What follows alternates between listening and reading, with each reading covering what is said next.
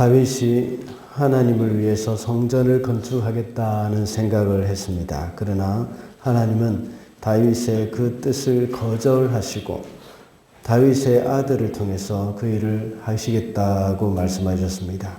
그리고 다윗에게 큰 복을 약속하셨습니다. 다윗이 하고자 했던 성전 건축이 비록 하나님의 뜻에 맞지는 않았지만 다윗의 그 마음을 알고 하나님은 아주 기뻐하셨습니다. 그러므로 하나님이 기뻐하시는 것은 평안한 가운데서도 하나님을 생각하는 것이었고, 하나님이 기뻐하시는 그런 마음의 동기, 이것이 올바른 것일 때에 또 그것을 용납하신다고 했습니다. 또 외형이 아닌 마음으로 하나님을 경외하는 것을 하나님은 또한 기뻐하신다고 했습니다. 하나님의 이런 약속을 받은 다윗은 하나님께 감사와 찬양의 기도를 드렸습니다. 그 내용이 바로 오늘 우리가 읽은 본문의 말씀입니다. 다윗의 감사를 통해서 우리가 배울 수 있는 교훈은 무엇인지 오늘은 감사의 기도라는 제목으로 말씀을 살펴보겠습니다. 첫째로 나의 부족함을 알 때 감사할 수가 있습니다. 18절 말씀입니다. 다윗 왕이 성막으로 들어가서 주님 앞에 꿇어앉아 이렇게 기도하였다. 주 하나님, 내가 누구이며 또 내 집안이 무엇이기에 주님께서 나를 이러한 자리에까지 오르게 해주셨습니까? 나의 부족함을 알 때 감사보다 불평과 원망이 더 쉽게 나올 수도 있습니다. 그러나 방금 읽은 다윗이 한 감사의 기도의 시작을 보면 그게 아님을 또한 알 수 있습니다. 내가 누구이며 또 내 집안이 무엇이기에 라고 시작합니다. 다윗은 자신의 본래의 모습이 비참한 자신의 모습을 알고 있었던 것입니다. 그는 베들레헴이라는 작은 성읍의 출신이었습니다. 그리고 8명의 아들 중에 막내였죠. 가장 별 볼 일 없는 존재였습니다. 그래서 사무엘이 다윗의 아버지 이새의 집에 기름 부으러 갔을 때, 이스라엘의 왕을 세우기 위해서 갔을 때에 다윗은 아예 그 대상에서 후보에서조차 제외되었습니다. 그래서 들에 가서 양이나 돌보고 사무엘이라는 아주 중요한 영적 리더를 만날 수 있는 기회조차 없었던 사람이었습니다. 그만큼 가족 가운데서도 무시당했던 사람이었죠. 그런 다윗을 하나님이 택하셔서 이스라엘의 왕으로 삼아주셨다는 것입니다. 그래서 다윗은 내가 누구이며 내 집안이 무엇이기에 라고 기도를 하고 있습니다. 다윗은 자신의 부족함을 알고 있는 사람, 내가 비천한 사람이었다는 것을 스스로 알고 있었습니다. 자신은 이렇게 이스라엘의 왕이 될 만한 사람이 못 된다는 것을 주님 앞에 고백하고 있는 것입니다. 그래서 다윗은 이 하나님 앞에 감사를 할 수가 있었던 겁니다. 나는 좋은 대우를 받을 만한 사람이라고 생각할 때에 우리 세고에는 감사의 기도가 나오지 않습니다. 만약 자신이 기대하는 만큼 대우를 받지 못하면 불평이나 원망이 생기게 됩니다.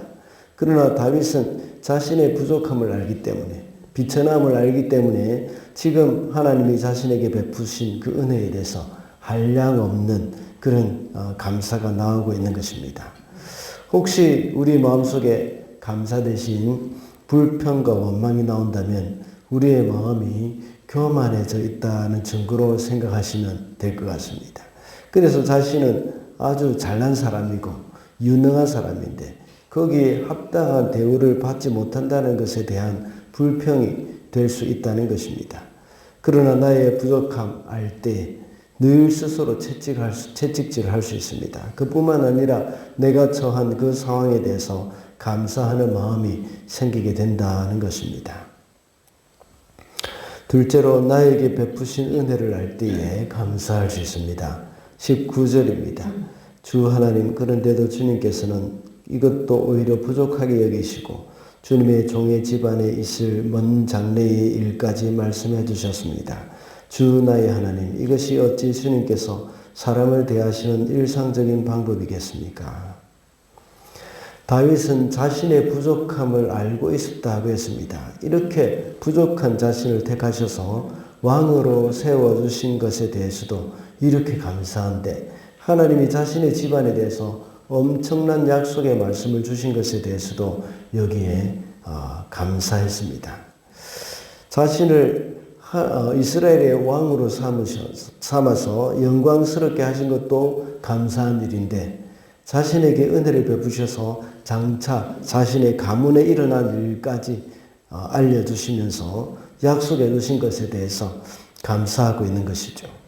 다윗이 만약 불평 원망거리를 찾는다면 이것도 역시 불평할 수 있을 것입니다. 왜 나로 하여금 성전을 짓지 못하게 하느냐 하는 원망도 있을 수 있는 상황입니다. 그러나 부족한 자기 스스로를 알고 이런 자신에게 하나님이 은혜를 베푸신 것이라고 생각하기에 감사할 수가 있는 겁니다. 우리도 역시 하나님이 나에게 베풀어 주신 은혜를 기억할 때 감사할 수 있습니다. 하나님이 우리에게 주신 것을 은혜로 알고 받아들일 때 우리에게는 감사할 것들이 얼마나 많은지 모릅니다. 우리가 잘 아는 이 손경민 목사님이 지은 은혜라는 찬양의 그 가사와 같이 모든 것을 내가 당연한 것으로 생각한다면 감사가 나올 수 없을 것입니다. 그러나 그것이 하나님의 은혜로 생각한다면 아침에 해가 뜨고 저녁에 노을까지도 감사하고 또 봄의 꽃향기와 가을에 풍성하게 맺히는 그 열매, 이 모든 그 계절의 변화까지도 하나님의 은혜임을 알 수가 있는 겁니다. 그와 같이 지금까지 나를 인도하시고 내게 베풀어 주신 일들을 하나하나 생각할 때 하나님의 은혜라는 것을 알고 감사할 수가 있게 될 것입니다. 마지막으로 하나님의 백성임을 알 때 감사할 수 있습니다. 24절 말씀입니다. 주님께서는 이렇게 주님의 백성 이스라엘을 튼튼히 세우셔서 영원히 주님의 백성으로 삼으셨습니다. 또 주님께서 그들의 하나님이 되셨습니다. 23절에서 다윗은 이스라엘 민족에게 베풀어 주신 주님의 은혜를 생각하면서 감사하고 있습니다. 이스라엘 백성이 이집트에 있을 때에 하나님이 그들을 구원해 주시고 하나님의 백성으로 삼아 주신 것을 생각하면서 감사했습니다. 그리고 24절에서는 자기 백성으로 삼으신 것에 대해서 이제 감사하고 있습니다. 다윗이 이스라엘 백성을 구원하시고 자기 백성으로 삼으신 그 은혜에 잊지 않고 그 은혜를 잊지 않고 있다는 겁니다. 이스라엘을 언약의 공동체로 삼으시고 구원받은 공동체로 묶어주신 것에 대해서 감사를 하는 것입니다. 구원받은 하나님의 백성이라는 것은 성도가 가장 잊지 말아야 하고 잊어서는 안 되는 것입니다. 이것이 바로 성도의 정체성입니다.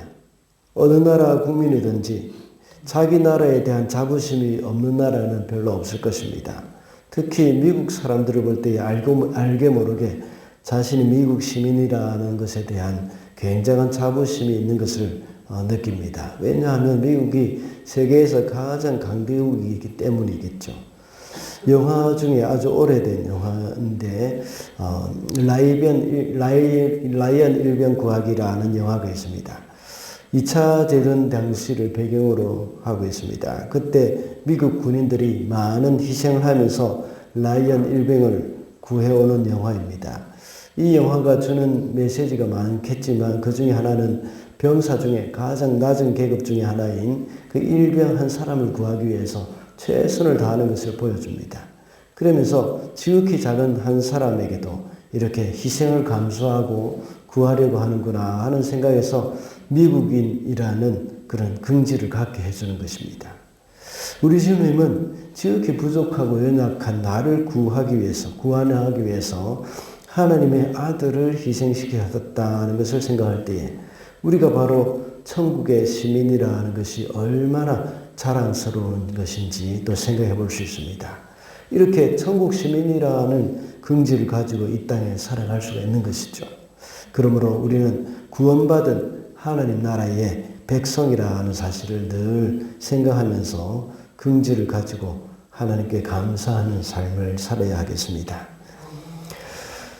말씀을 뵙겠습니다. 오늘은 감사의 기도라는 제목으로 말씀을 살펴봤습니다. 먼저 나의 부족함을 알 때 감사할 수 있다고 했습니다. 그리고 나에게 베푸신 은혜를 알 때 감사할 수 있고 하나님의 백성임을 알 때 감사할 수 있다고 했습니다.